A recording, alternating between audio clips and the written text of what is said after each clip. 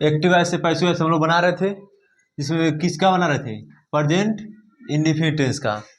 उसमें हम लोग अफर्मेटिव और निगेटिव बना लिए थे, मतलब पढ़ लिए थे, अफर्मेटिव और निगेटिव। बचा था इंट्रोगेटिव सेंटेंस। कौन सेंटेंस? इंट्रोगेटिव सेंटेंस बचा था। आज हम लोग इंट्रोगेटिव सेंटेंस को पढ़ेंगे, ठीक है। किस सेंटेंस को? इंट्रोगेटिव सेंटेंस में। इसके बाद इंट्रोगेटिव निगेटिव होगा, तो समझना। इंट्रोगेटिव सेंटेंस को आज हम लोग पढ़ेंगे। तो प्रेजेंट इंडेफिनिट टेंस को हम उस दिन बताए थे किस में चेंज करते हैं, प्रेजेंट कंटीन्यूअस टेंस में। किसमें? प्रेजेंट कंटीन्यूअस में, ठीक। अब एक चीज बताना, प्रेजेंट इंडेफिनिट में क्या लगता था, तो अगर हम लोग इंट्रोगेटिव सेंटेंस में देखेंगे तो क्या लगता है, डू या डज, डू या डज, और वर्ब का फर्स्ट फॉर्म। अब इसको हम लोग चेंज करेंगे तो प्रेजेंट कंटीन्यूअस में इज एम आर लगता है, यही लगता है ना, इज एम आर, और प्लस वर्ब का आईएनजी फॉर्म लगता है। लेकिन हम लोग पैसिव वॉइस बनाते समय वर्ब का थर्ड फॉर्म ही हमेशा लगाना है, ठीक। तो अभी इंट्रोगेटिव सेंटेंस में हम लोग बनाएंगे, ठीक। चलो जैसे देख लेते हैं। जैसे देखो, एक सब किस में है, एक्टिव वॉइस में। किस में है? एक्टिव वॉइस में। हमको बनाना क्या है, पैसिव वॉइस, ठीक। तो अब देखो इसको क्या करेंगे, पहले तो हम लोग क्या करते हैं, सब्जेक्ट को ऑब्जेक्ट, और दूसरे बात में ऑब्जेक्ट को सब्जेक्ट। लेकिन यहाँ पहले हम लोग को हेल्पिंग वर्ब दे दिया है, पहले हेल्पिंग वर्ब दे दिया। लेकिन हमको पहले तो सब्जेक्ट को ऑब्जेक्ट और ऑब्जेक्ट को सब्जेक्ट करेंगे तभी तो मालूम चलेगा। तो पहले हम लोग ऑब्जेक्ट को सब्जेक्ट बना लेते हैं, यहाँ मैथ, ठीक। मैथ बना लिए। उसके बाद यहाँ डज है, तो अब समझना मैथ के साथ इज लगाएंगे कि एम लगाएंगे कि आर लगाएंगे।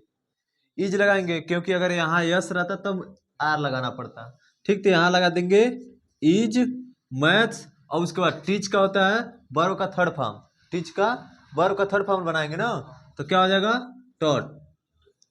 क्या होगा, टॉट। और उसके बाद राम बचा है, तो राम को राम लिख देंगे, ठीक।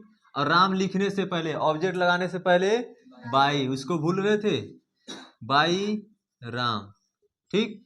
ये किसमें बन गया, पैसिव वॉइस में बन गया। किसी की दिक्कत? देखना ध्यान रहे, हेल्पिंग वर्ब के सामने हेल्पिंग वर्ब, सब्जेक्ट के सामने सब्जेक्ट, मेन वर्ब के सामने मेन वर्ब, ऑब्जेक्ट के सामने ऑब्जेक्ट। ऑब्जेक्ट से पहले बाई लगाना ही है। बस जब जहां रहेगा वो उसके सामने लिखते जाओगे, पैसिव वॉइस कुछ नहीं है, एकदम फिक्स बन जाएगा, सही है, ठीक। दूसरा में देखो, इसमें डू आ गया। डू मतलब बहुवचन आया है ना, यहाँ सब्जेक्ट, तो बहुवचन आया तो मतलब डू आ गया। तो अब हम इसको लाएंगे ना, तो द क्रिकेट यहाँ लिखेंगे, द क्रिकेट, ठीक। अब क्रिकेट एक वचन है, तो एक वचन के लिए इज लगा देंगे, इज लगा दिए, इज द क्रिकेट हो गया, ठीक। उसके बाद अब क्या, सब्जेक्ट हो गया, अब वर्ब लगाएंगे। तो प्ले का प्ले होता है, प्लेड होता है, क्या होगा, थर्ड फॉर्म प्लेड हो जाएगा। और उसके देखो, अब हमको सब्जेक्ट को क्या बनना है, ऑब्जेक्ट। ऑब्जेक्ट बनाने से पहले, हाँ, तो ऑब्जेक्ट बनाएंगे किसका, दे का।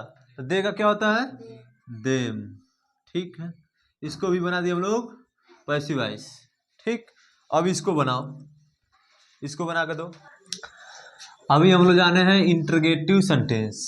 अब हम लोग जानेंगे इंट्रोगेटिव और निगेटिव दोनों रहेगा, मतलब इंट्रोगेटिव भी और निगेटिव भी। तो हम लोग जानेंगे इंट्रोगेटिव निगेटिव सेंटेंस। इसमें क्या होता है कि इसमें डू या डज शुरू में लगता है, किसमें, शुरू में डू या डज लगता है, प्लस सब्जेक्ट, और फिर सब्जेक्ट के बाद नॉट लगाते हैं, ठीक। अब इसको फिर प्लस वर्ब का फर्स्ट फॉर्म, लेकिन कन्वर्ट करेंगे किसमें, इज, एम, आर, और सब्जेक्ट, ठीक, और नॉट, फिर वर्ब का थर्ड फॉर्म। ध्यान रहे, कुछ करना नहीं है, जहाँ जो है वहीं हो। जैसे हेल्पिंग वर्ब पहले तो हेल्पिंग वर्ब पहले, सब्जेक्ट बीच में, सब्जेक्ट बीच में, नॉट उसके बाद, नॉट उसके बाद, उसके बाद वर्ब का थर्ड फॉर्म तो वर्ब का, यहाँ वर्ब का फर्स्ट फॉर्म तो वहाँ वर्ब का, बस कुछ नहीं। तो अब क्या करना है, जैसे देख लेना है, देख लो जैसे। चलो देखो, पहला दिया है do they not cook the food, किस में दिया है, एक्टिव वॉइस में, तो हमको बनाना है किसमें, पैसिव वॉइस में। अब देखना हेल्पिंग वर्ब पहले आया है यहाँ, देखो हेल्पिंग वर्ब पहले आ गया है, तो हेल्पिंग वर्ब ही पहले लगाएंगे।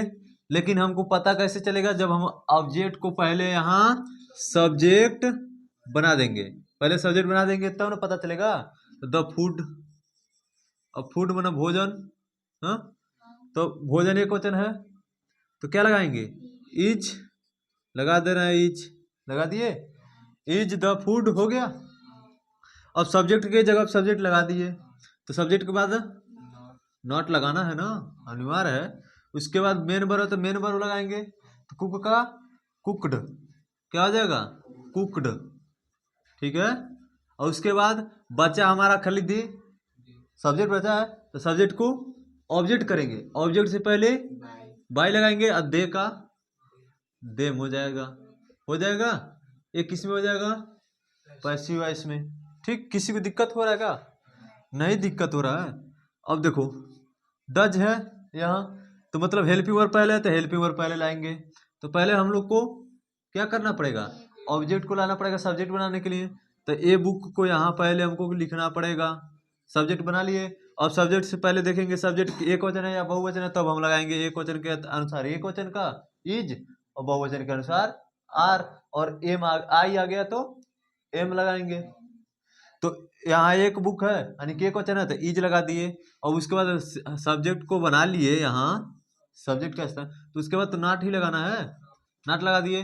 अब इसका वराइट मतलब क्या है, मेन वर्ब का थर्ड फॉर्म लगाना है, तो राइट का राइट ही रहेगा, बस राइट एन हो जाएगा, राइट एन हो जाएगा, ठीक ठीक, राइट एन। और उसके बाद ही का ऑब्जेक्ट बनाएंगे, तो ऑब्जेक्ट से पहले बाई लगाएंगे, और ही का हिम होता है, बन गया। ये किस में बना है, पैसिव वॉइस में। तो ये तीसरा तुम लोग बनाओ और बना के दिखाओ, फट दे।